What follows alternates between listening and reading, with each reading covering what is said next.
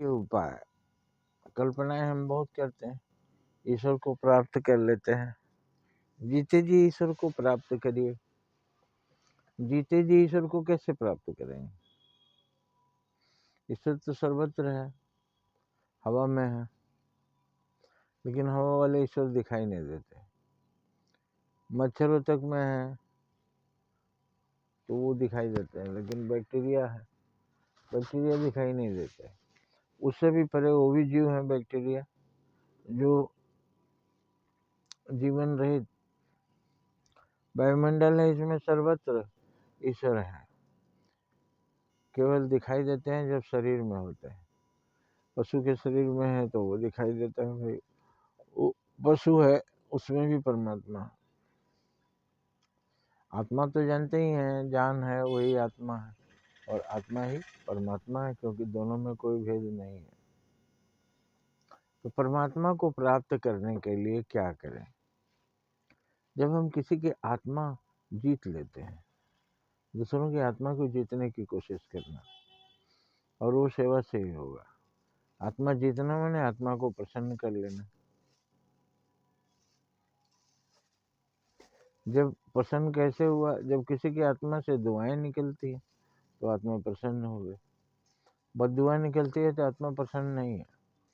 तो हम ऐसा कोई काम नहीं करें, सीधा आप कैलकुलेशन समझिए, किसी ऐसा कोई काम नहीं करें कि किसी के दिल से बद्दुआ निकले। अब माँ बाप बूढ़े लाचार हैं, जब बच्चे उनकी सेवा नहीं करते हैं तो वो दुआएं निकलती हैं। सेवा करेंगे तो दुआएं निकलेंगी। ये दुआ आत्मा प्रसन्न होने की निशानी है कि नहीं? आप ही बताइए। जब कोई प्रसन्न होगा तभी तो दुआ देगा।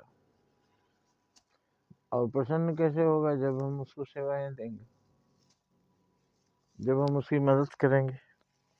जब उसको हम मारेंगे तो थोड़ी दुआ देगा, उसका सब कुछ छीन लेंगे तब थोड़ी दुआ देगा, उसको भगा देंगे तब थोड़ी दुआ देगा। तो भगवान को प्रसन्न करने का मतलब है लोगों की सेवा, कि लोगों के मुंह से दुआएं निकलें, और दुआएं निकल रही हैं तो ईश्वर के द्वारा ही निकल रही हैं, क्योंकि दिल में वही रहता है, परमात्मा। और परमात्मा जब प्रसन्न होते हैं तो दुआएं निकलती हैं, और हम खुद महसूस करते हैं। जब हम महसूस करते हैं कि वो दुआएं दे रहा होगा, क्योंकि हमने उसके साथ अच्छा व्यवहार किया है। और जब बद्दुआएं देता है तो भी हमको पता चलता है। हम किसी का बुरा किए हैं तो हमको बद्दुआ तो ज़रूर देता होगा। किसी को हम ठगे हैं तो वो बद्दुआ ज़रूर देता होगा। किसी को हम पीड़ा पहुँचाए हैं तो बद्दुआ ज़रूर देता होगा। जय हिंद, जय भारत।